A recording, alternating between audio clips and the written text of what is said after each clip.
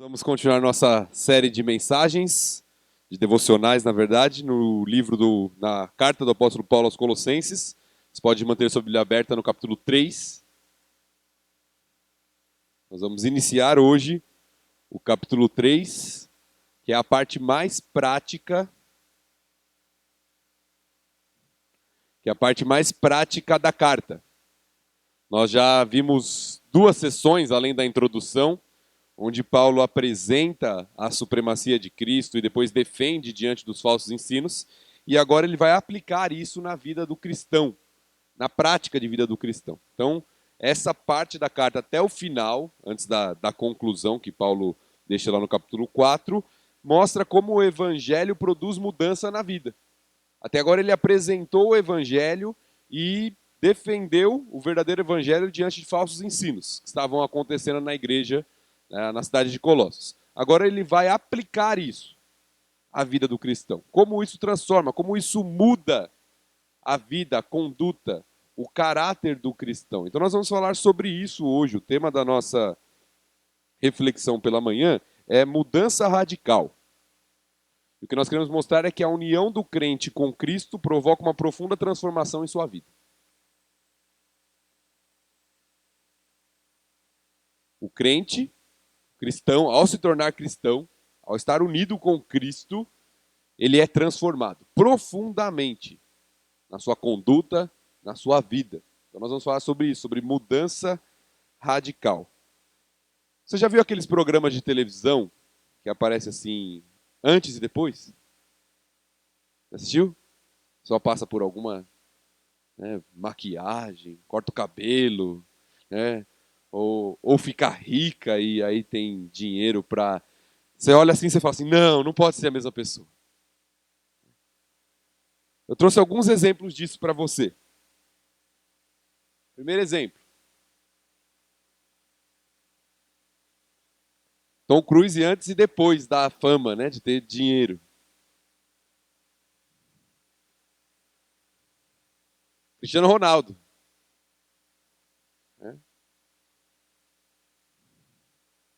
Angelina Jolie. E por fim, Juliana Paz. É Juliana Paz, né? É.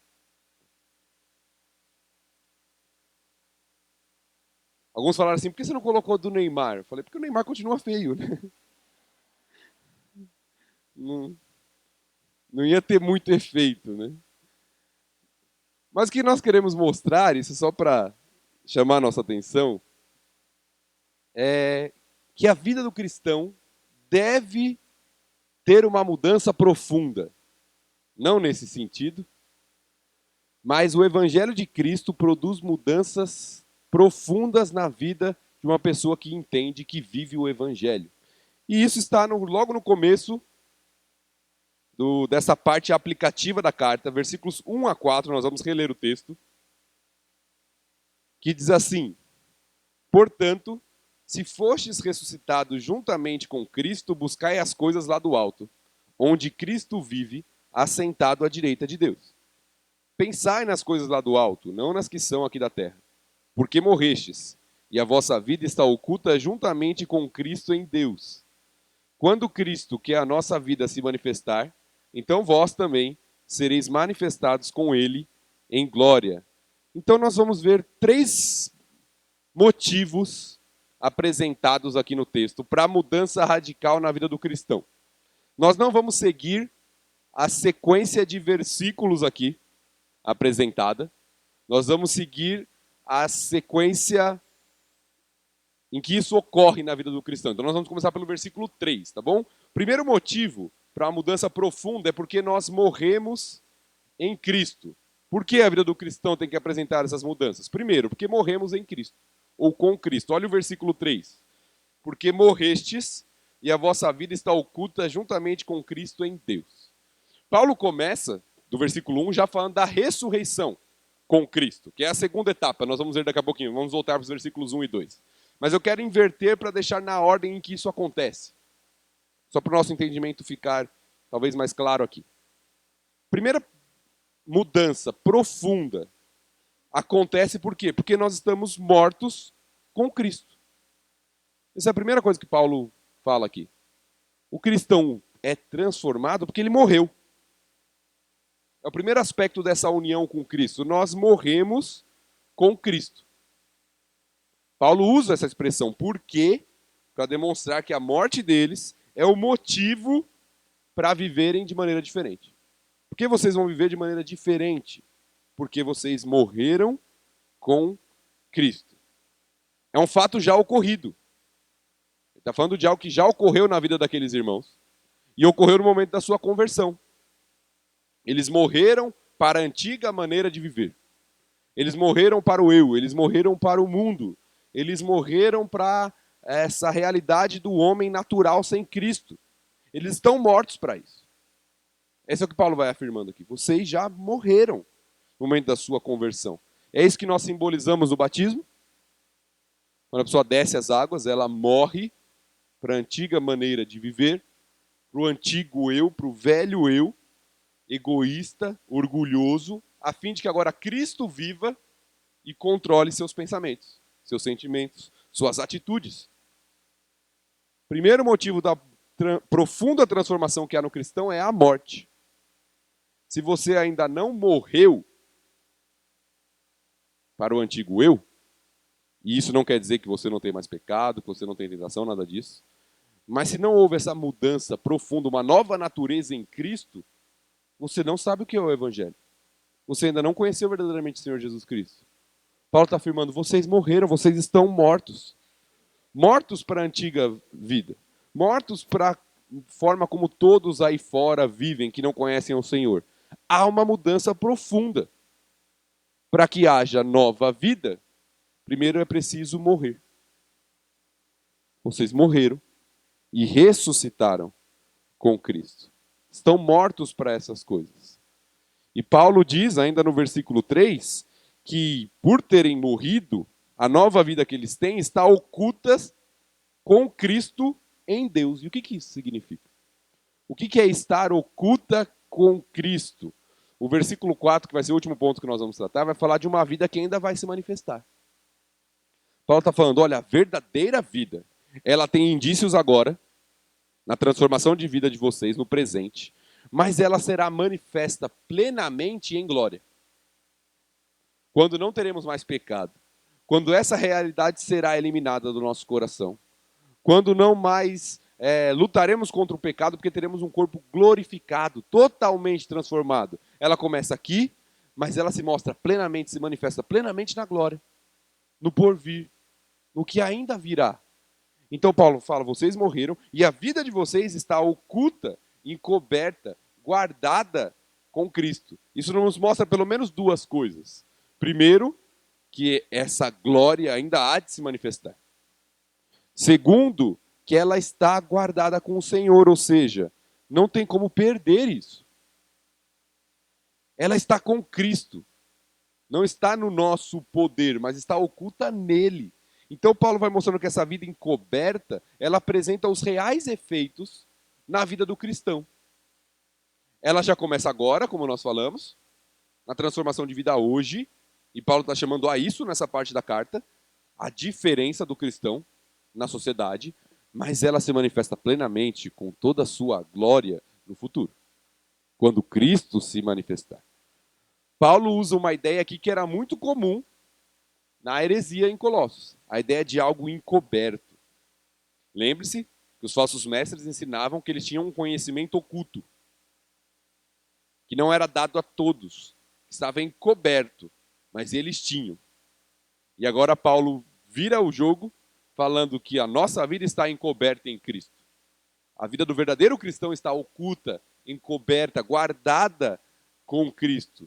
Não existe esse conhecimento secreto e superior que os falsos mestres estavam falando, porque essa vida transformada, gloriosa, já está guardada em Cristo, para aquele que é do Senhor.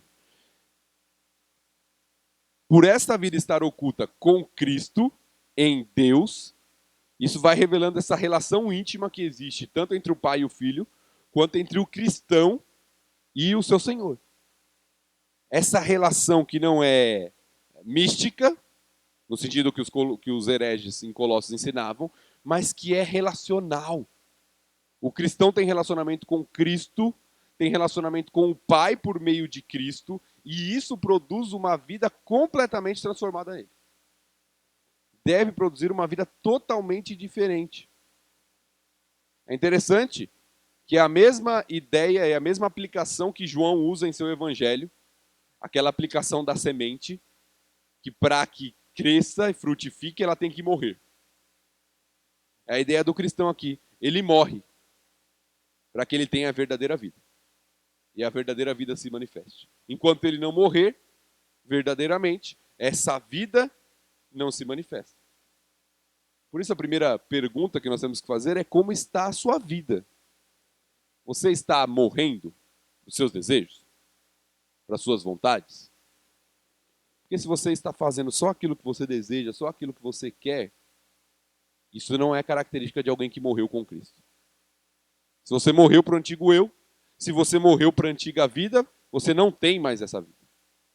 Você agora vive uma nova vida que é para o Senhor. Se você continua vivendo para os seus desejos, para as suas vontades, significa que você talvez ainda não tenha morrido.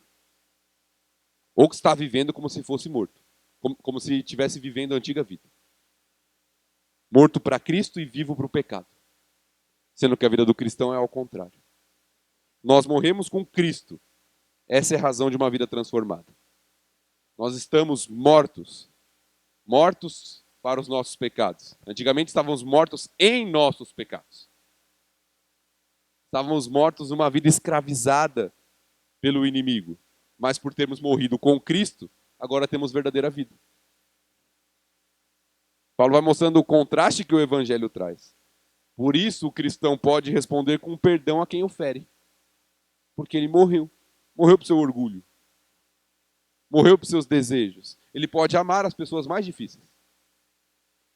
Ele pode se compadecer daqueles que estão cegos. Ele pode controlar seus impulsos pecaminosos. Ele pode viver verdadeiramente, ter vida. Mas para isso é necessário morrer. Em primeiro lugar, é necessário morrer. Diariamente. Aplicando a morte de Cristo na nossa vida. Você tem feito isso? Tem vivido a realidade da morte com Cristo? Você morreu com Cristo? A ilustração que Paulo está fazendo é evidentemente de Cristo morto na cruz e que o cristão também crucifica o próprio eu para viver para Cristo. Morre para uma nova vida. E aí a nova vida é apresentada nos versículos 1 e 2, porque nós somos ressuscitados com Cristo. Versículo 1 e 2 diz: portanto, se fostes ressuscitados juntamente com Cristo, buscai as coisas lá do alto onde Cristo vive, assentado à direita de Deus. Pensai nas coisas lá do alto, não nas que são aqui da terra. O segundo aspecto da união, da vida com Cristo, que Paulo apresenta é a ressurreição. Eles não só morreram com Cristo, mas assim como Cristo ressuscitou, eles foram ressuscitados com Cristo. Eles não ficaram mortos, mas eles foram ressuscitados, também simbolizado no batismo, no subir das águas. Agora eles têm uma nova vida, uma nova realidade, uma nova, um novo estilo, uma nova característica, novos desejos, novos pensamentos, nova conduta, tudo muda. Essa é a exortação de Paulo aqui. E quando ele diz, novamente, a mesma coisa que nós explicamos semana passada, quando ele diz, se fostes ressuscitados com Cristo, ele não está colocando em dúvida. É uma expressãozinha que no original indica certeza, algo que está acontecendo, uma suposição de verdade. Já que vocês ressuscitaram com Cristo, então, vivam assim. Vocês têm vida? Conhecem o Senhor Jesus Cristo? Foram ressuscitados com Ele? Então, vivam dessa forma. E aí Paulo usa dois imperativos, duas ordens do texto aqui, para falar como deve ser a vida do cristão. Pensai nas coisas lá do alto e buscai as coisas lá do alto. São duas expressões que envolvem pensamento, desejo, vontade, atitude, o todo da vida do cristão, para mostrar que agora a gente está numa nova realidade. Vocês já foram ressuscitados. Algo que já aconteceu. Então agora a vida de vocês muda de perspectiva. Sua perspectiva agora não está nas coisas dessa terra.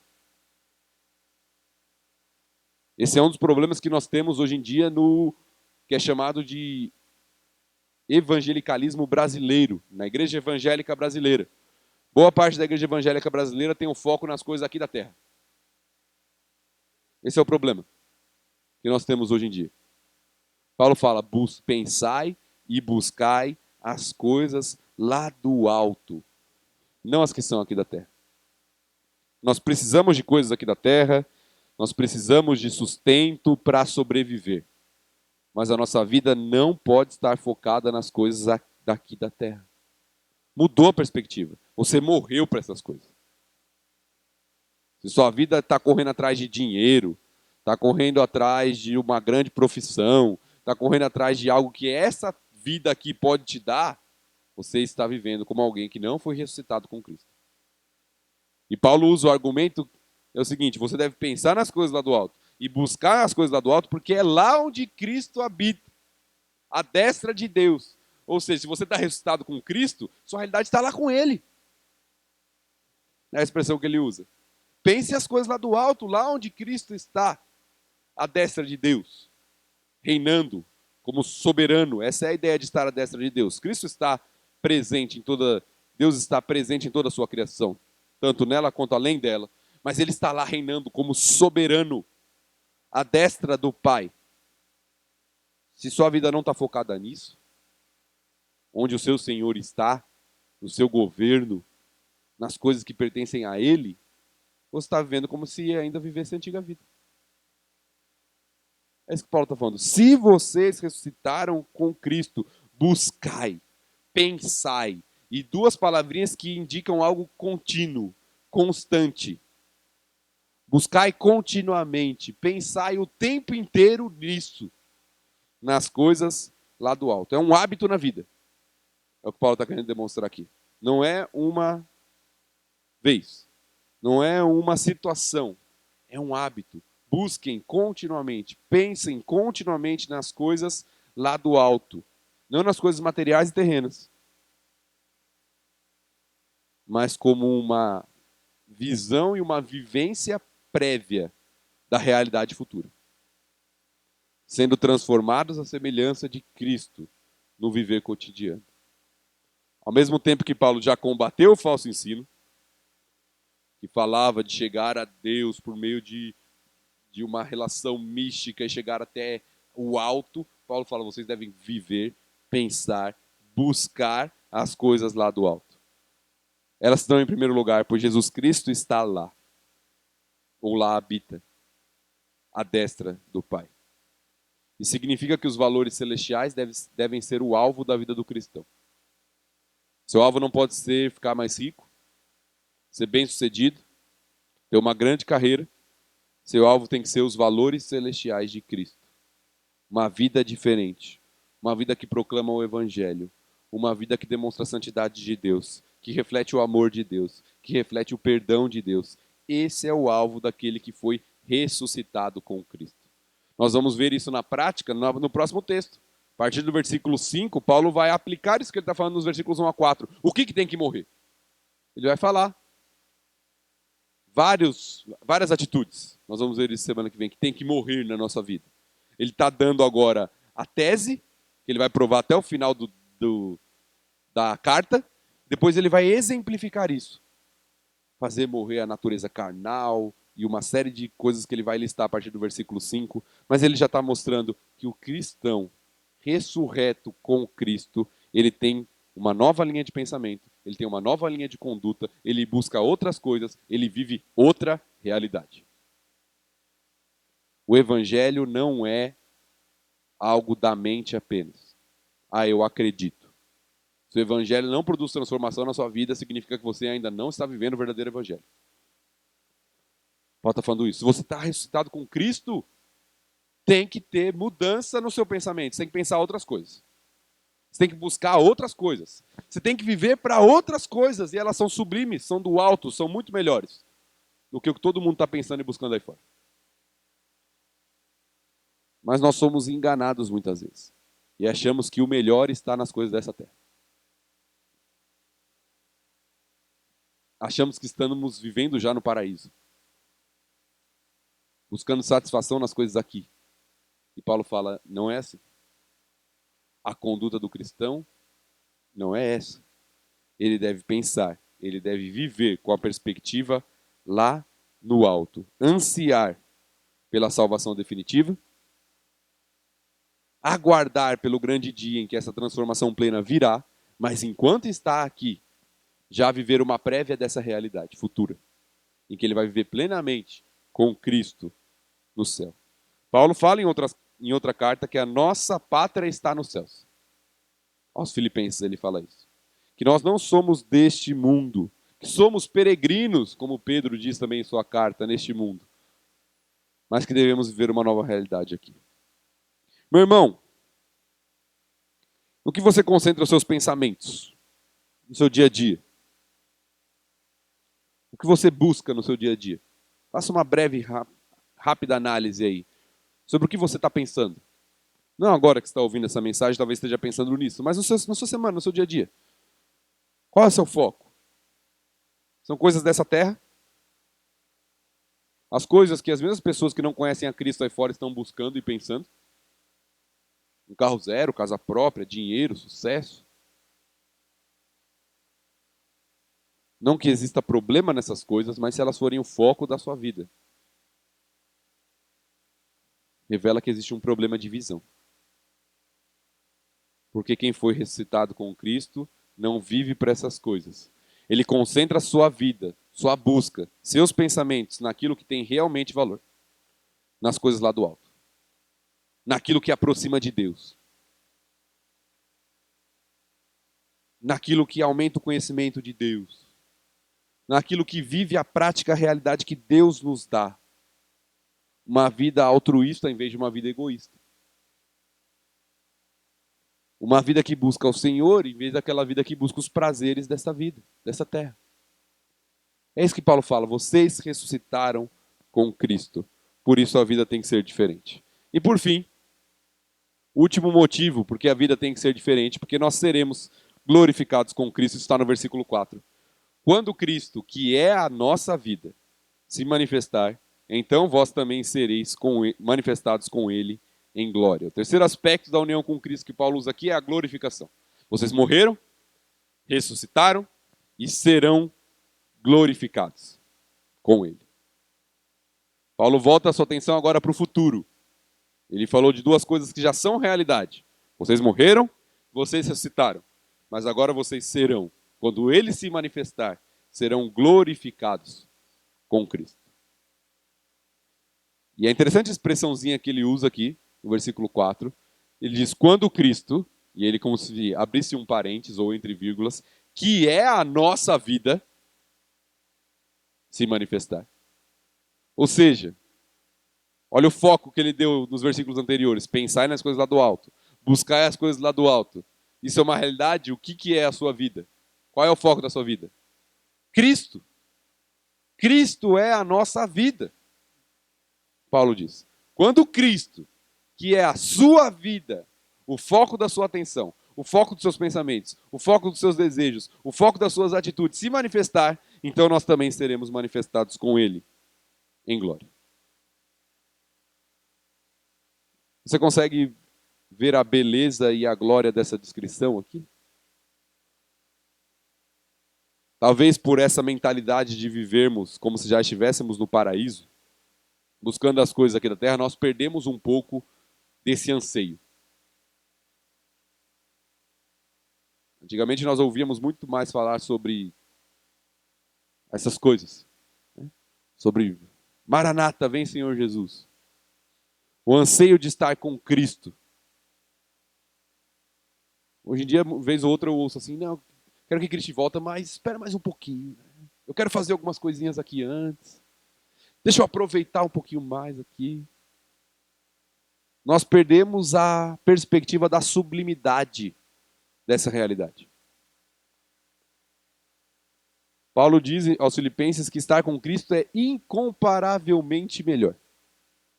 Não tem como ser comparado essa glória futura de um corpo livre de toda a corrupção do pecado.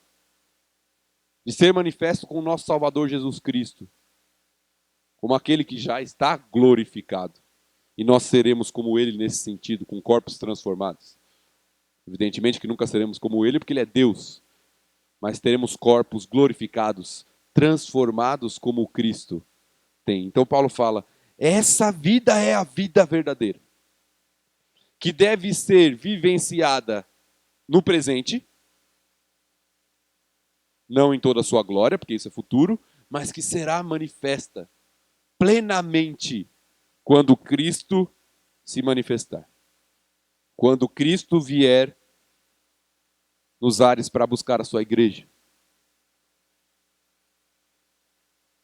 Aí seremos manifestos, glorificados, como Ele o é. Um momento glorioso, é a expressão final. Seremos manifestados em glória. Um momento que revelará a consumação da obra do que Cristo está fazendo na nossa vida, na vida da sua igreja, onde sua igreja será apresentada diante de Cristo sem ruga nem mácula, como Paulo diz, transformada, glorificada. Mas a experiência de viver isto já começa aqui. Nós devemos aguardar ansiosamente por esse dia, mas nós devemos viver aqui, com os olhos na eternidade. Pensando, buscando essa realidade, enquanto estamos aqui na terra. Viver da maneira melhor possível na adoração ao Senhor na terra. Nos preparando para a vida que há de vir. Para a vida em adoração que há de vir. Para a vida de santidade que há de vir. Um dia nós estaremos totalmente livres da presença do pecado. Livres de toda enfermidade, de limitações. Estaremos finalmente com o nosso Senhor. Iremos adorá-lo por toda a eternidade. E nós ansiamos que esse dia chegue logo. Nós devemos orar e desejar que esse dia chegue logo. Mas enquanto vivemos aqui, nós temos a oportunidade de antecipar isso. E não antecipar cronologicamente, mas viver essa realidade de santidade até o dia em que isso se manifestará plenamente. Que esse seja o seu desejo, meu irmão. A concentração da sua vida, dos seus pensamentos, da sua busca, do seu comportamento. Que Cristo, que reina assentado à destra de Deus, reine por meio da sua vida, na sua conduta, no seu dia a dia, nos seus pensamentos, naquilo que você busca. Vamos orar.